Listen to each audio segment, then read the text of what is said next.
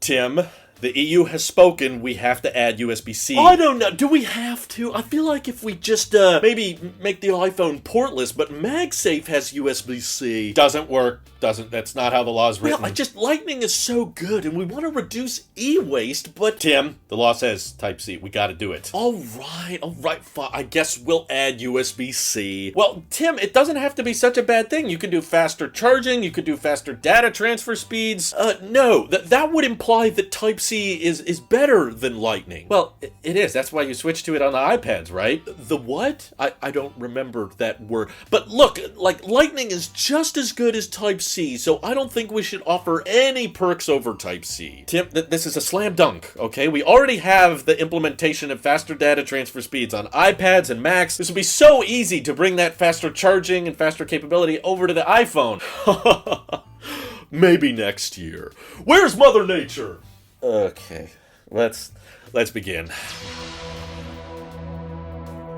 Alright, I'm trying to maintain excitement here because, yes, it's confirmed the iPhone has officially switched to USB-C. It's just a relief to know that Lightning is finally on its way out, but there were a lot of weird decisions Apple made with today's event, and a lot of missed opportunities in particular with the adoption of the Type-C connector. So, first off, from the get-go, I should disclose something that I'm sure a lot of you are going to be disappointed by. Absolutely no changes to the battery or the charging speeds on any of the iPhones today. I scoured the compare page for the 15 versus the 14 and the 15 Plus versus the 14 Plus, 15 Pro versus 14 Pro, all of those cross comparisons, and I could not find one singular difference in the audio playback, the video playback, the streamed playback versus the standby time versus the charging time. Everything is identical. The peak charging speed hasn't changed, and in the case of the regular 15 and 15 Plus, they didn't even change the data transfer speed. So yeah, these are fairly expensive phones that are still rocking USB 2.0. I'm personally okay with that because I feel like most people aren't going to do much with the ports on their phone in terms of data transferring, unless you're kind of a techie or a pro user, in which case, yes, as I was kind of suspecting in my more recent videos, it was kind of a wild card prediction that I threw out there, but it ended up being true. The 15 Pro and 15 Pro Max do not get Thunderbolt. They get USB 3 speeds, which for the record is still really good. That supports up to 10 gigabits per second, which honestly is kind of still overkill because that's faster than the read and write speed of the NANDs inside the iPhone and even your Mac. So it's not like there was an inherent advantage to just adding Thunderbolt to the iPhone, but personally, I do think that if they did add Thunderbolt to the iPhone, they would have to come up with some exclusive new feature for that phone, whether it be Apple DeX or some kind of revamped external monitor support, like letting your iPhone boot up into macOS. If it was outputting to a huge external monitor, then Thunderbolt would have made sense, but it appears today they don't have anything like that. This is purely just meant for professionals who are taking lots of pictures and videos and need to offload those photos and videos really quickly. Now with USB 3, that does absolutely speed up the process. Still an improvement, still 20 times faster than the Lightning port was before, but definitely not as exciting as we thought it was going to be. I also thought USB-C would have been a great time to introduce some kind of like reverse charging capabilities, like letting your iPhone charge another iPhone, and while Apple is letting you charge AirPods and your Apple Watch through the USB-C port on the iPhone, there's no mention of it letting power another iPhone, which is what Androids have had for years, and they didn't get into the nitty-gritty specs about the milliamp hours or anything like that, but considering that the Watch and AirPods are the only devices they're advertising that the iPhone can actually charge through its USB-C port, that makes me think that the power output is probably not very good. Probably a cap at 5 watts, and basically they don't have the code built into iOS, as far as I can tell, that would allow them to let you charge another iPhone with your iPhone. So I feel like so many missed opportunities here of like, oh, USB-C is great for all of these things, but they're not necessarily taking advantage of all of them, or they're just kind of going halfway a lot of the time. And I thought Apple would be a bit more passionate about it, like come out swinging like USB-C is here and it's the best and here's all the great things it unlocks, and instead they were like, yeah, I mean, it's fine, it's just a little bit better. But kind of weirdly, no adapter in the box for Type-C, and they changed up the USB-C cable offerings on the website in a really bizarre way that I haven't seen too many people talking about. So they've eliminated any of the USB 3 compatible USB-C cables from the accessories page. Those still exist on other sites, I'm just trying to remind you that, but so far Apple has introduced a 1 meter and 2 meter USB-C cable that is just locked at USB 2.0, but one can handle 60 watts for $20 and the other can handle 240 watts for $30, which I don't think there's any Apple devices that can take advantage of 240 watts, but they're selling a cable that supports that. But again, the data is still limited to USB 2, but of course, there's some of us that would want to take advantage of the faster data transfer speed on the 15 Pros, but they don't sell just a USB 3.0 cable. All they sell outside of those charging cables are Thunderbolt cables. And the 1 meter Thunderbolt cable is like $70, and it's even more if you want to get a longer one. And Thunderbolt is kind of overkill for connecting to the iPhone. And the USB-C cable that comes in the box with these phones is still USB 2.0. It's braided, but it's not color matched like we were hoping. But I'm fine with that. I'm just happy we're getting a braided cable with every iPhone. But still weird of them to just let you have Thunderbolt or USB 2, but then the 15 Pro has neither. The 15 Pro is in the middle, and they don't sell any cables just for the Pro. But again, you can find cheaper USB 3.0 cables on Amazon that other companies are selling. Apple used to sell these themselves, but they got rid of them. I'm not sure why. I guess they could be trying to future-proof the cables. So if you buy a 15 Pro and you want the faster transfer speeds, they want you to buy that $70 Thunderbolt 4 cable so that maybe in the future, if you get another iPhone with Thunderbolt, then you can take full advantage without having to buy a whole new cable. See, this is long-term e-waste prevention, but they are not really going to admit to that. So the only other potential camera features I've seen thanks to the USB 3.0 port on the 15 Pro is letting you record videos straight to an external SSD, which is kind of cool. I was just hoping they would let you record straight into Final Cut because, you know, Apple has video editing software. If I could just bypass the whole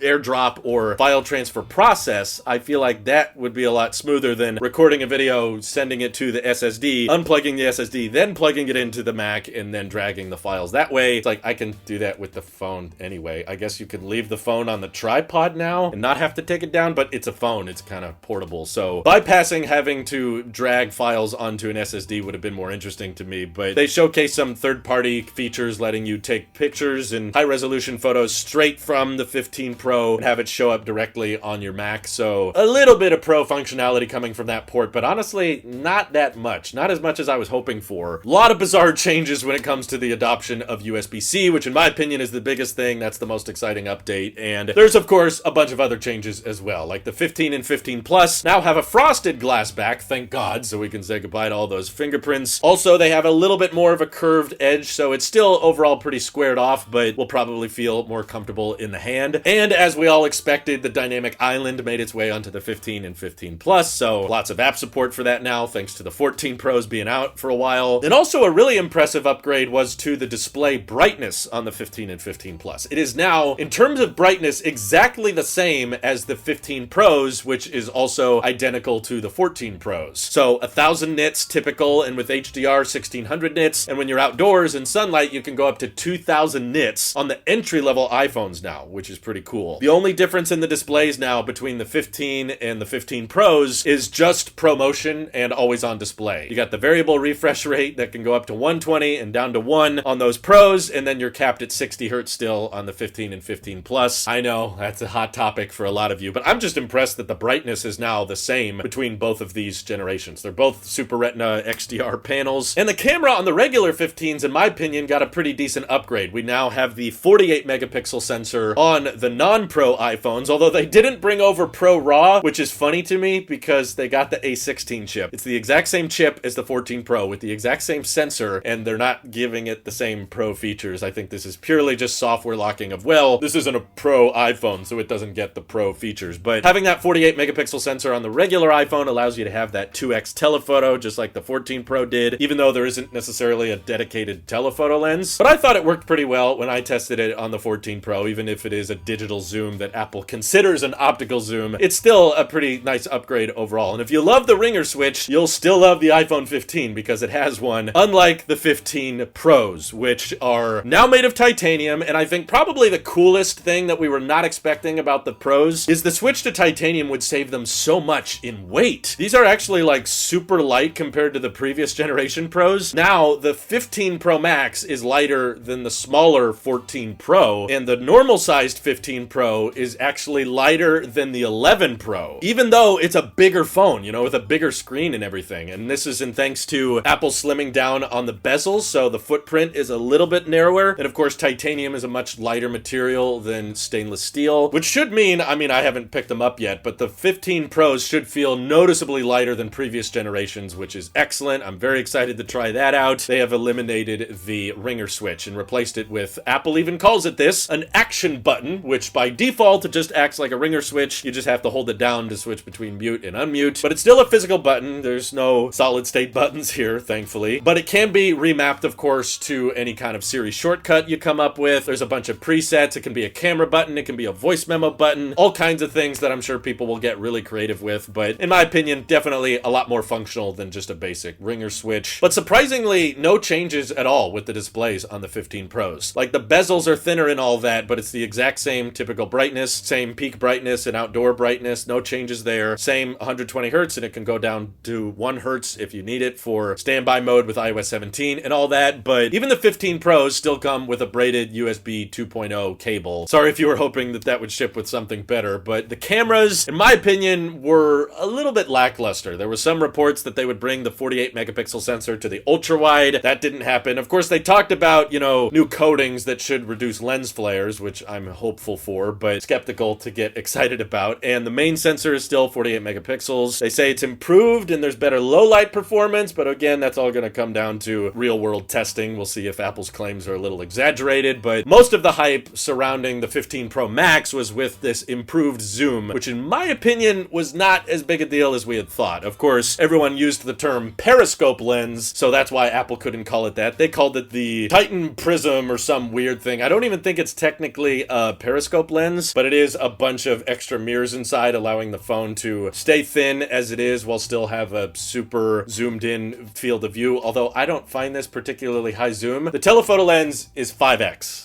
Okay, we went from 3x to 5. And sure, you know, it's a pretty high megapixel sensor, so you can pinch in. Now with a digital zoom, you can go up to 25x, whereas before it was limited to 15. So, you know, a little bit of improvement, but definitely not as drastic as an upgrade as a lot of us were hoping. We were expecting a maybe 7 to 10x, or some people were hoping for 15. Just stopping at 5, I guess, is pretty good. Maybe less gimmicky than 100x like Samsung likes to do. But unfortunately, that new telephoto lens is just on the Pro Max, and the regular 15 Pro is still sticking with another 3x telephoto. In my opinion, kind of unnecessary. I think 2x and 3x are so close together that it's kind of unnecessary to have two focal lengths that similar. And then, of course, there's the chips, where Apple is once again putting the latest and greatest 3nm architecture in just the Pros, now calling it the A17 Pro chip, which is kind of a first for the A series of silicon. I believe that's because these probably have 8 gigs of RAM, and Apple is going to want to use an A17 chip in the regular iPhone 16s next year, but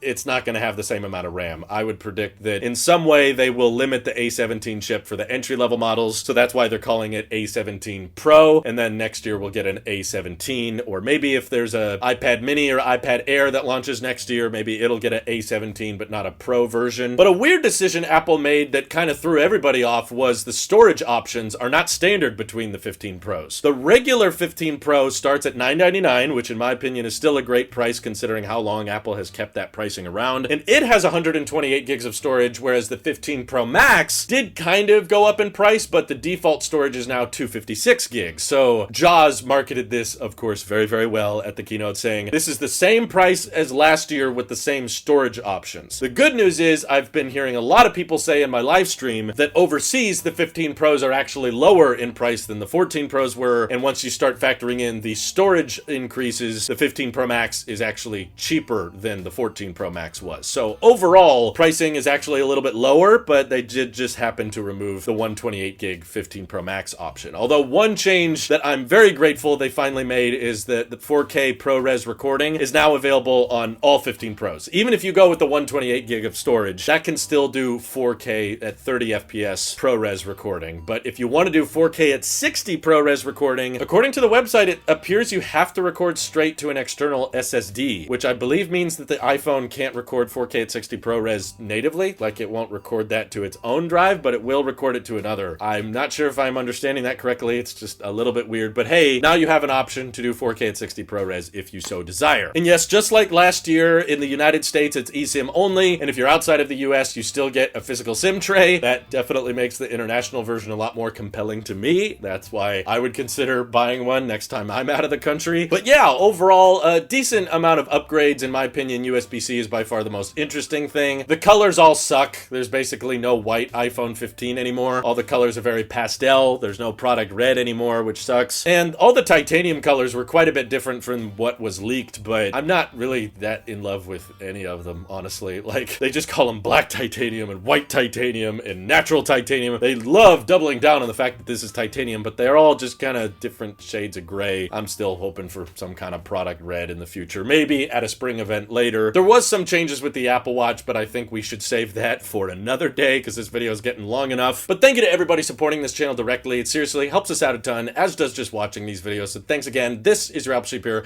and I'll see you all in the next one.